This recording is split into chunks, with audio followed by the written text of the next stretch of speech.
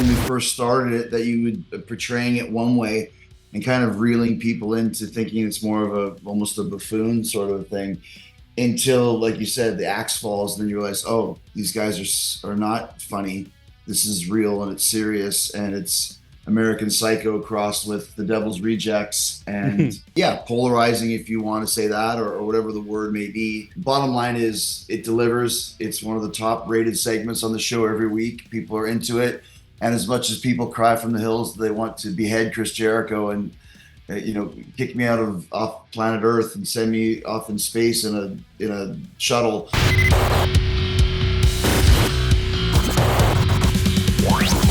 Today on the show, we take a seat under the learning tree with the one and only, the Ayatollah of rock and roll, Chris frickin' Jericho. We had the pleasure to talk with Chris around his new movie, The Death Tour, which features an inside look in one of the most legendary and most dangerous trips for a touring Canadian wrestler. And beyond just getting an insight on that, this documentary was absolutely beautiful. It was truly a people story about community, perseverance, bringing light to others' lives. And it's something I'd recommend to people who aren't even a wrestling fan. And also for those who are wrestling fans. We get some insight on one of the most polarizing characters Chris has ever created in his career, the learning tree, the mindset, the philosophy, and possibly where it's going.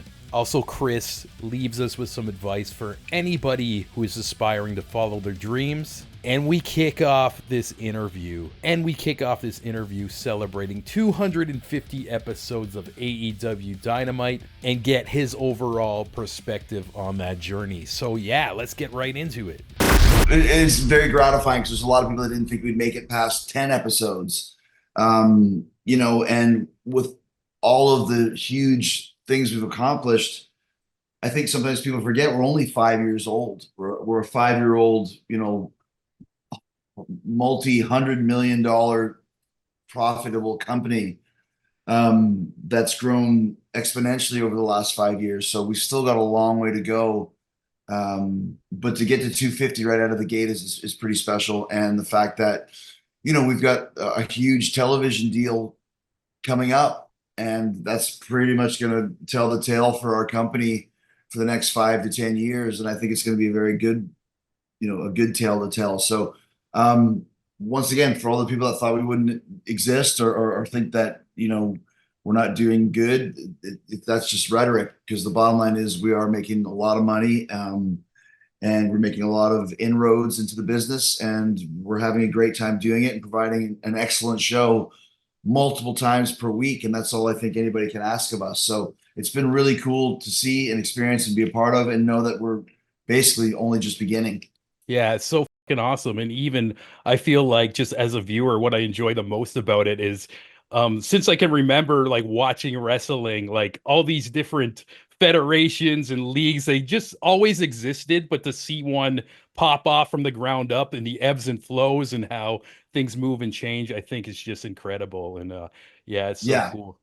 Yeah, and I know you're big part like in the creative and production and stuff like that. And even I see you're always moving with, whether it's like Dark Side of the Ring and even this brand new film, The Death Tour, which you co-produced. And that's got to feel like kind of like getting into that in these stories, like a bit of like a full circle moment, seeing these wrestlers on this tour and from the ground up and starting this crazy journey throughout Canada. Well, yeah, if you came in through Canada, if in the business through Canada, everyone knows the Death Tour, which is based out of Manitoba. Where are you at, by the way? I'm in Toronto. Gotcha. Yeah, so this is based out of Manitoba. Famous promoter called Tony Condello, who takes a group of 10 to 15 wrestlers up north every year to the Indian reservations, and just kind of all of the trials and tribulations of getting to these shows, putting on these shows, how much they mean to the communities, the indigenous communities that they go through. And it's been called the Hell Tour, the Death Tour. And the reason for that is it's not easy to do these tours. And if you can make it through one of those, you can probably make it anywhere. And it is kind of a badge of honor for so many Canadian wrestlers, from Kenny Omega to Chris Jericho to Edge to Christian, Dr. Luther, Don Callis, Rhino, Scott Norton. I mean, you name it, the guys have been through there. So when the idea came up to do a documentary about it, and I was contacted to help, I don't know what it was. I said, well, let me help produce it because I know kind of what you're looking for. But what we got out of it was more than even I was expecting, because it's not just, I thought it'd be, an hour and a half of funny road stories about, things that happened on that trip, but it's that so much more. And once again, delving into the kind of the plight of the indigenous people that are up there, and how much they get out of these tours, to where, towards the end of the movie, we realized we should be calling it the life tour, because it does bring such a better quality of life and inspiration to so many people up in those northern areas that don't really have a lot. There's not a lot of, Iron Maiden concerts going through, the Pagos Indian Reserve. It's pretty much the wrestling that comes once a year, and that's it. So I thought it was a really cool idea to work with. And what we got out of it was so much more than even I was expecting. And it turned out to be a great story and a great documentary that people get something out of, whether they're wrestling fans or not. Definitely. And that's one thing I thought too. I want to show my family who doesn't even watch wrestling too, because I think just the people and the emotion of the stories is Right. just amazing. And even it reminded me, I did an interview with a comedian named Eric Johnson, who's kind of getting some waves in Canada. And he did something similar around the pandemic where he visited like all these small towns where they don't have shows. And he said it was so insane how the whole town will come out, and even people are like, why are you here, type of thing. And Right. even like on the death tour, seeing like these stories of maybe wrestlers we've never heard of, they're being treated like the Rock walked in, like the one girl couldn't even get out of the building, they're all Well, yeah. hugging her Yeah. and everything. It was just beautiful. And that's another great thing about it. It's like, for that night, you are, for the wrestlers on that tour, they are what they always wanted to be, which is a huge superstar. Because once again, the kids that are there, um, don't get anybody else. So when you see, Sage, the matriarch, is the woman you're talking about, she goes and has her match, and she's also indigenous. So after the match, she's getting mobbed by all the kids that are like, you're number one and you're the queen and we love you so much. So the kids are getting to see a hero for one night, if I can paraphrase David Bowie, and the wrestlers themselves are getting to be heroes just Hmm. for one night and day. And then can times that by the 12 shows they do over the course of the tour. And you can see why people would want to do this, why they would want to go see the shows, and why, as a wrestler, you'd want to be a part of it. Yes, it's hard to get up to some of these areas. And yes, you do have to travel, 18 hours over frozen lakes and all that sort of stuff. But when you get to the show, that's where it's all worthwhile, and you get treated like a hero. And Hmm. that's kind of why we're all in the business in the first place. Yeah, yeah, it's truly what wrestling's all about. And I could even see some people watching this movie who never watched wrestling before and have it almost like an epiphany, like, oh, I get it. This is what it means. This is the feeling it Right. brings from both the performers and the audience and everything. Right. Exactly. And even like just seeing those roads and everything, I always hear like from word of mouth through wrestling podcasts of these journeys and trips and everything. But I think this is the first time I've seen like on video it documented of you guys actually traveling with these guys.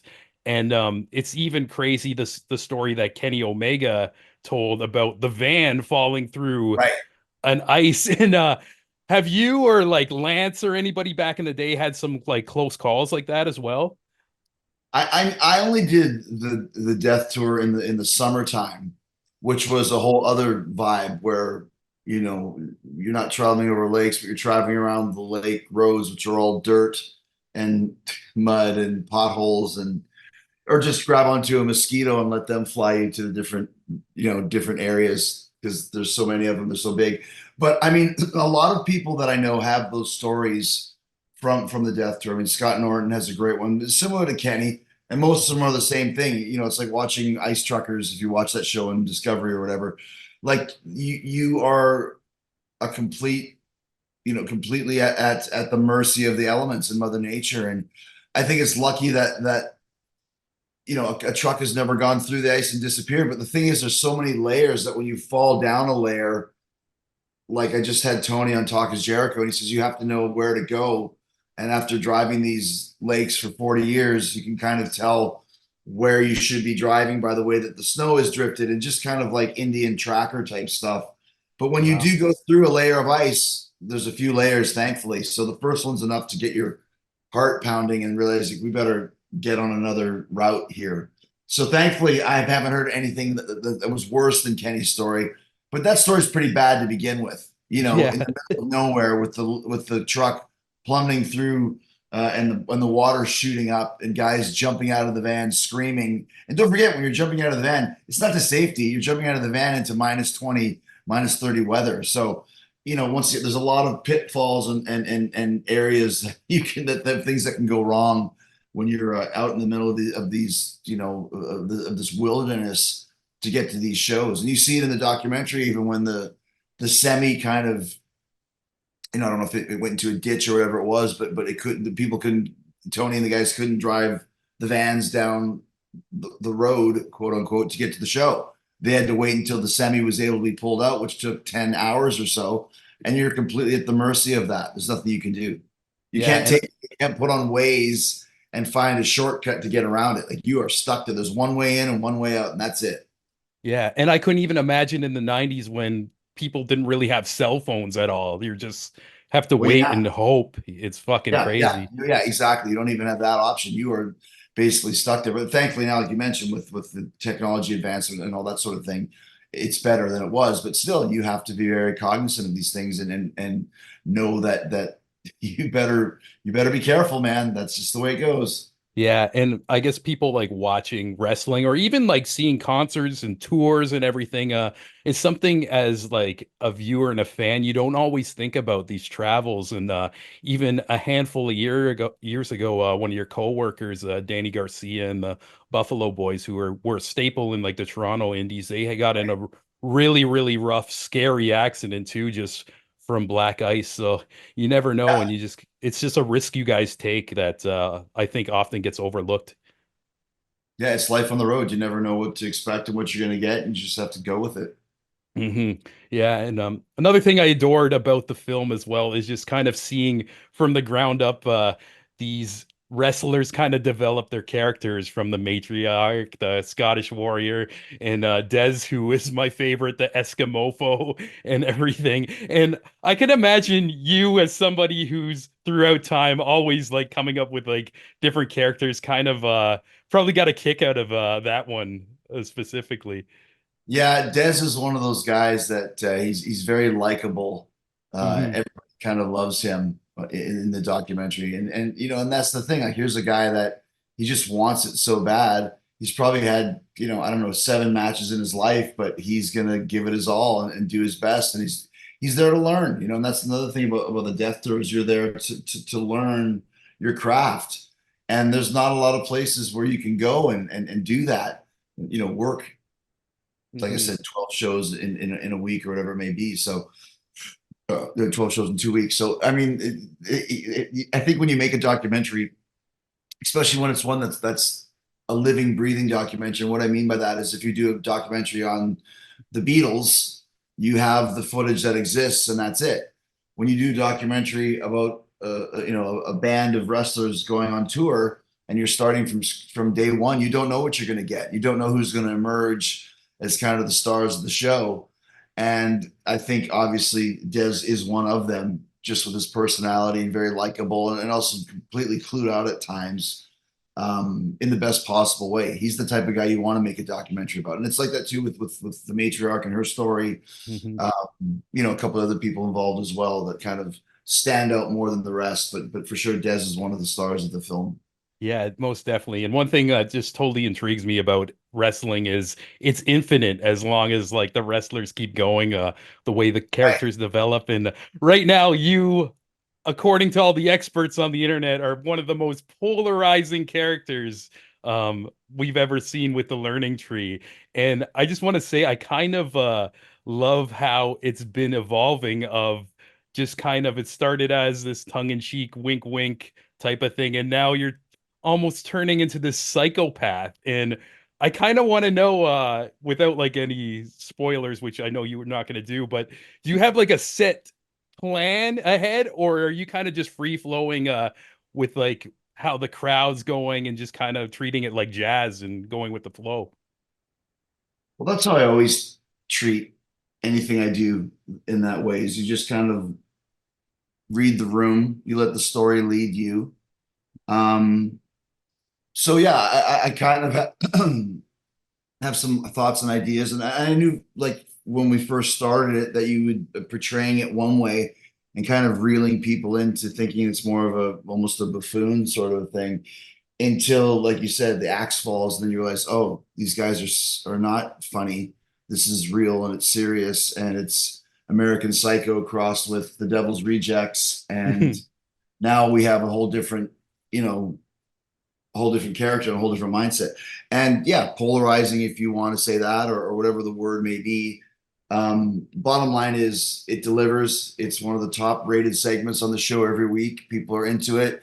And as much as people cry from the hills, they want to behead Chris Jericho and kick me out of off planet Earth and send me off in space in a shuttle. That's a very small amount of people, because I just go by what are the people reacting to in the venue, what are they watching, and once again, we've got a hit character with a lot of potential, that's helping a lot of different people move up the ladder, and that's kind of what it's all about. Yeah, and I'm excited to see where it goes. I kind of like the hi guys before you threw Samoa Joe through a wall. Like this guy's a fucking Yeah, maniac, and I absolutely love it. And yeah, it's always cool to see you evolve and change and everything throughout the years.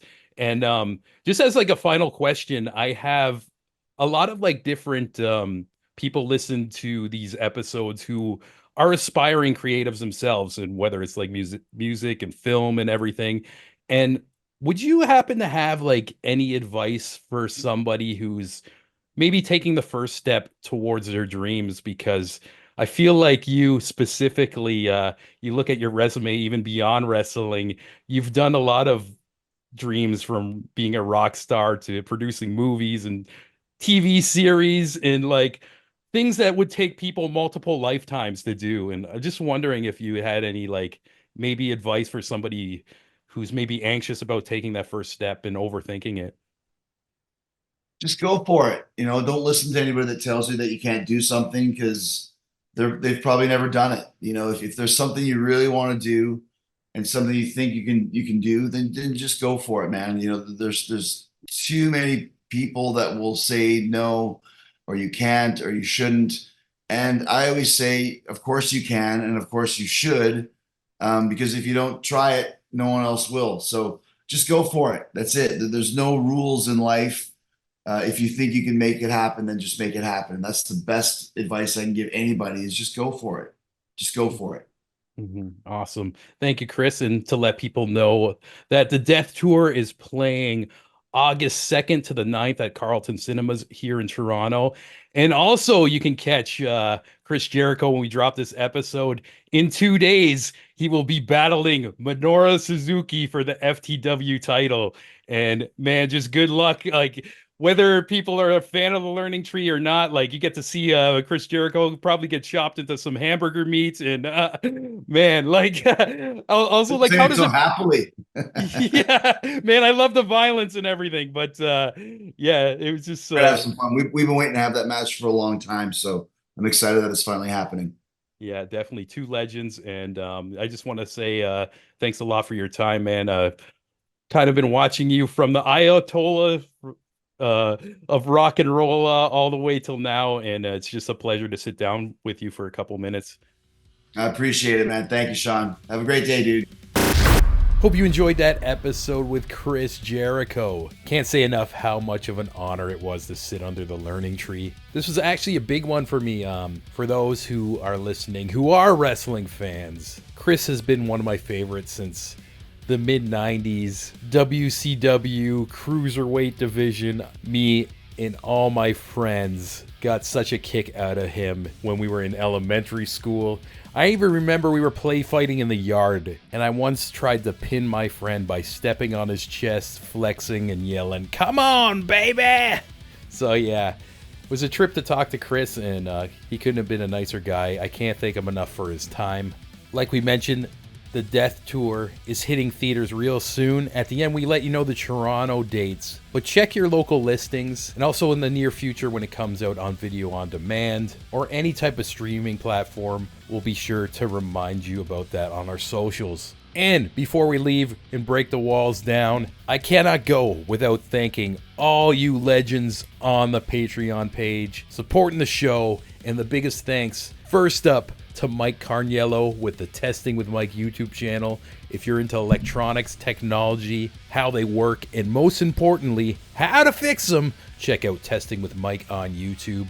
Another huge thanks to the lovely Amanda McKnight. Amanda McKnight also has a wonderful YouTube channel that celebrates comic books, video games, movies, and all things nerdy. If you want to soak in some good vibes, just search for Amanda McKnight or VampX13 on YouTube and hit the subscribe button on that. Another big thanks to the wonderful Jenny Potter, the legend Devin McBride, back-to-back double impact Allens, the number one gent Alan Kent, and bigwig Alan Briggs. Another huge thanks to the queen Ola Mazuka of Sonic Fold. I recommend you checking out her series Sound Travels for some of the most soulful interviews you've ever heard in your life. And last but not least, a big thanks to Francis Coffer, aka my mom. If you want all these episodes early, raw, uncut, right when I'm done the Zoom call, I just post them. You can go to patreon.com/thecreative-imbalance. And beyond having my thanks and getting a shout out at the end of the episode, you also just get to go to bed at night and sleep soundly, knowing you're a badass motherfucker who supports raw, uncut, independent media. And nobody can take that away from you. You hear me? That being said, we got more for you coming around the corner. Thanks for listening, and we'll catch you next time. Cheers!